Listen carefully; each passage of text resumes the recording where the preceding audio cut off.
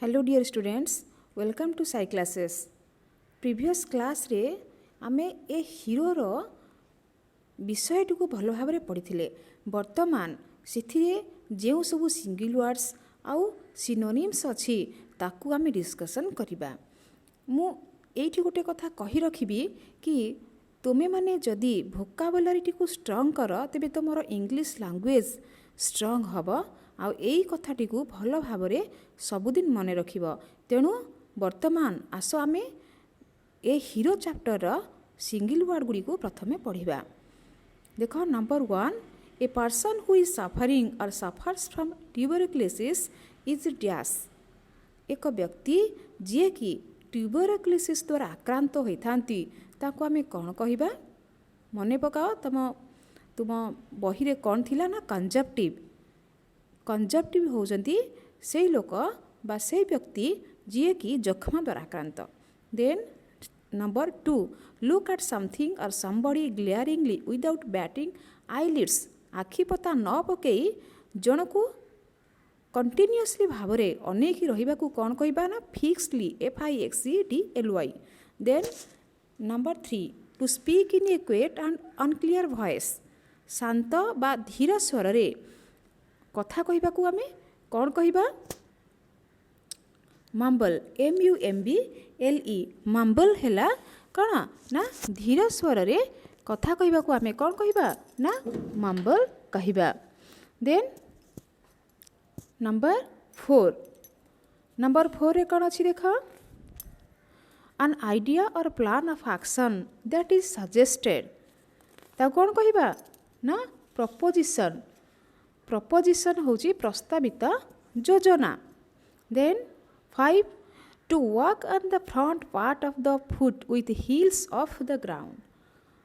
front part of the foot यार meaning कौन? पादर front part रे चलिबा, सामना पार्ट रे चलिबा with heels of the ground।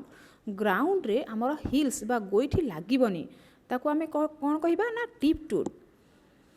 Answer Gudi को मु सब पेज रो लास्ट रे लिखि देइछि, सब नोट डाउन करिवो। Number 6, the act of moving hands and arms to express ideas and feelings. तुमर आइडियाज आउ फीलिंग्स तुमर मनोभाव प्रकाश करिया पई जदि तमे हाथ रो सहाय्य नेल, हाथर सहाय्य केमती नेल ना ठार बा भंगी रे जदि कहिल ताको आमे कौन कहिबा ना gesticulations GESTICULATION।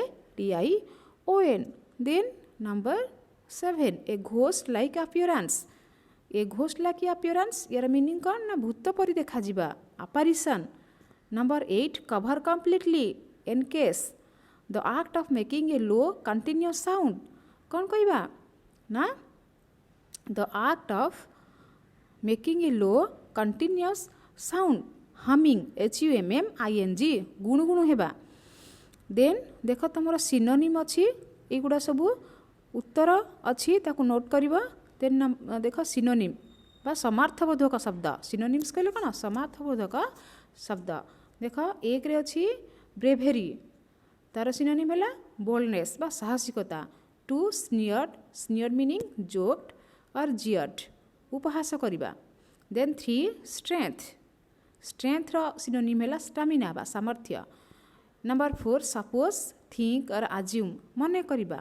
Then 5, passage, a room close to the corridor बारंडा को लगी रही छोट घर। Then cut in, cut in means interrupted or disrupted. Cut in बाधा देवा, बाधा दे कहिबा। Then disgraceful means insulting, shameful बा अपमानजनक। Then gloomily, gloomily means depressingly बा विषादरे। Shreds meaning very small pieces और स्क्रैप्स क्षुद्र खंड सबू। Then stillness, quietness or tranquillity बा नीरवता। Then look number 11, fright means terror, horror भय बा आतंक। देन हार्डली बा रेयरली, सेल्डम बेयरली क्वचित, केबे केमिति। Then notorious, notorious means evil reputed or dubious, dubious unsavoury means कुख्यात। नोटोरियस क्रिमिनाल तमे फिल्म रे देखि थिबो जे नोटोरियस क्रिमिनाल ए वर्डटा निहाती तुम माने सुनी थिबो हैला। तार अर्थ कौन? नोटोरियस क्रिमिनाल मीन्स कुख्यात अपराधी। जेल जो माने कि भागी आसती देखि कुख्यात अपराधी माने केमती जेल रु खसी पड़ाती।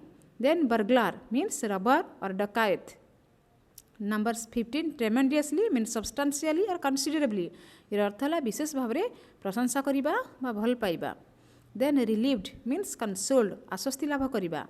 Then pamper pamper means fondle or love. Then gaze gaze means look fixedly स्थिर दृष्टि चाहिए। Then number 19 laughing stock means a butt jest एटा मोस्ट इंपोर्टेंट वर्ड जानी थी उपहासर पात्र है। देन ये वर्डटा केते बेले आसथिला ना जिते बेले Swami father told Swami that I will make you the laughing stock of your class मु तुम क्लास रे तुमको लाफिंग स्टक बनै देबी कहीं ना तमे अंधार को भय करछ बोली मु तुमको लाफिंग स्टक करदेवी ये कथा कही कि नहीं। देख तार मीनिंग कौन उपहासर पात्र। देन लास्ट वर्ड चम चम मीन्स बेस्ट फ्रेंड बा घनिष्ठ बंधु। मु शीघ्र शीघ्र यही सबू सिनोनिम्स आउ सिंगल वर्ड सबू करदेली तब माने याकू आउ थरे नोट डाउन करी भल कि याकू पढ़िब आ मने रखिब। आउ जदि वीडियोटी भल लगी थाए तेबे लाइक करिब शेयर करिब सांग मानक सहित। आउ कौन मोस्ट इम्पोर्टाट ठीक होची ना कौन सब्सक्राइब करिब ता द्वारा मोर नुआ नुआ वीडियोर लिंक तब माने शीघ्र पाई परिबो। ओके।